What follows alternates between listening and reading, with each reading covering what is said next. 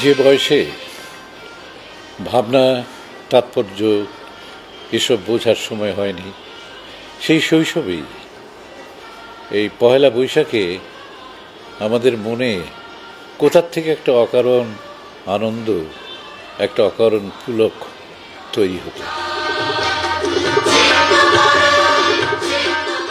এটা বুঝতে অনেক সময় লেগেছে।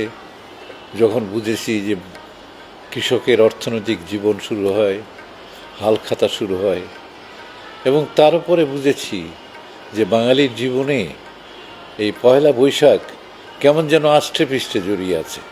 বছরের প্রথম দিন আমাদের জীবনে কত গুরুত্বপূর্ণ সেটা অনেক পরে বুঝেছি। অনেক পরে এটাও বুঝেছি যে আসলেই পয়লা বৈশাখ আমাদের জীবনে নতুন একটা দিশা, নতুন একটা পথ নির্দেশ করে।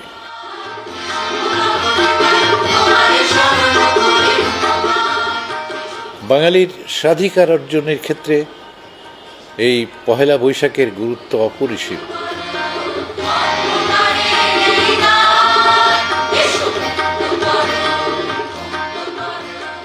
যখন জাতীয়তাবাদী আন্দোলন শুরু হলো, আমরা যখন স্বাধিকারের কথা বুঝলাম যে আমাদের ভাষা, আমাদের সংস্কৃতি আক্রান্ত, রবীন্দ্রনাথ আক্রান্ত, যে রবীন্দ্রনাথের জন্মশতবর্ষে কোনো আনুষ্ঠানিকতা এখানে হতে পারবে না। এবং তখনই কিন্তু আমরা প্রথম বিদ্রোহ করি যে না, এই জন্মশতবর্ষ পালিত হবে এবং বাঙালির সকল উৎসব পালিত হবে। এবং সেই থেকে একদিকে স্বাধিকারের আন্দোলন, একদিকে প্রবল গণ আন্দোলন, অন্যদিকে কিন্তু আমাদের সাংস্কৃতিক আন্দোলনও একেবারে হাতে হাত ধরে এগিয়ে গেছে। এই পহেলা বৈশাখ, রমনার বটমূলে যখন পহেলা বৈশাখ শুরু হলো 1967 সাল থেকে, তখন আমাদের এখানে জাতীয়তাবাদী আন্দোলন তুঙ্গে। তখন রাজনীতি এবং সংস্কৃতি হাতে হাত ধরে চলত, একজন ছিল আরেকজনের পরিপূরক, এবং তার ফলে 69-এর গণঅভ্যুত্থান হতে পেরেছে এবং মুক্তিযুদ্ধ হতে পেরেছে।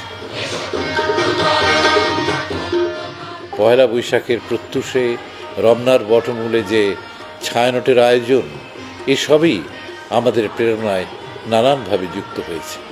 কাজেই স্বাধিকার আন্দোলনের পয়লা বৈশাখের বাংলা নববর্ষের অবদান অবশ্যই।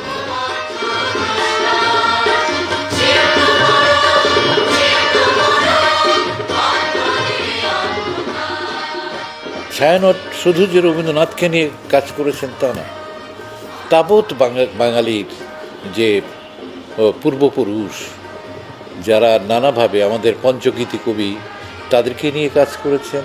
এবং ছায়ানট বারবার সাম্প্রদায়িক শক্তি, অপশক্তির দ্বারা আক্রান্ত হয়েছে, এবং সেই আক্রমণের সীমানাও অনেক বড়। সেই রমনার বটমূলে আক্রমণ হয়েছে, এবং সম্প্রতি একেবারেই ছায়ানটের গৃহে আক্রমণ হয়েছে। এতে বোঝা যায় যে ছায়ানটের এই অসম শক্তিকে তারা ভয় পায়।